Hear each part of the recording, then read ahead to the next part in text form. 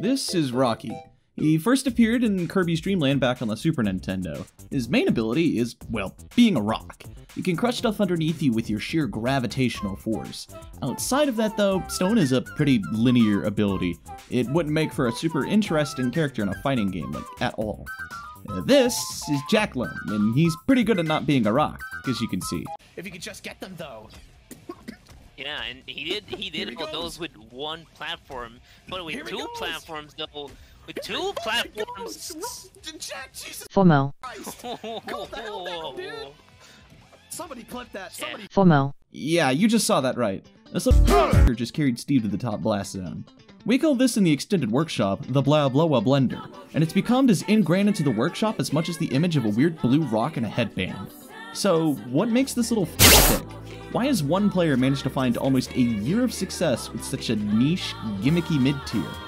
Good to see you. My name is Bowling King, and welcome to the first ever Rivals of Aether workshop character discussion. Would you believe me if I said Rocky is kind of like Kirby? On the surface, probably not. For one, Rocky can't do the zuck, so how is he like our favorite pink puffball? Well, let's go ahead and draw the comparison.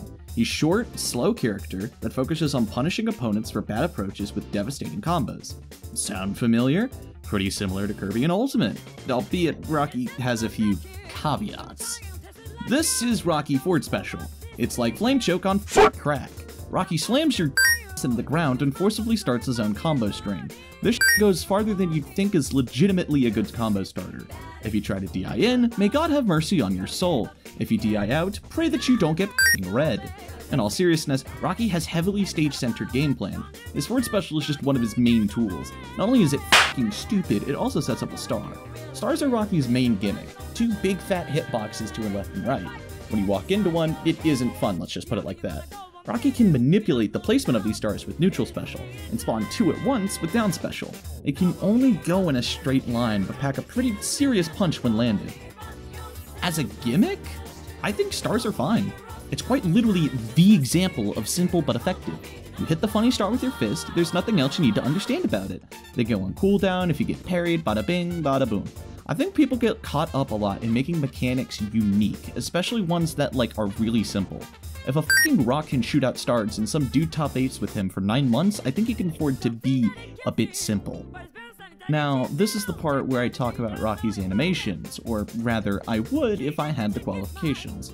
If only I could find someone equally as charismatic as I am, perhaps named after a period in the year twice a year, typically between either spring or autumn, that also is a very good artist. Well, maybe another time. So, here's the big question you all wanted to know. Why is Rocky a gimmicky mid-tier? My answer is that he isn't. He's a mid-tier, yes, but gimmicky is a poor descriptor. I think what suits him better is a different word. Volatile. When Rocky wins, he wins big. Easily able to rack up a ton of percent if he lands a hit. But that's if he wins. See, Rocky suffers from dog recovery syndrome. The distance on it isn't bad, it's just linear. Being a super heavyweight means you move through the air like molasses, and most recoveries require you to waste your air dodge.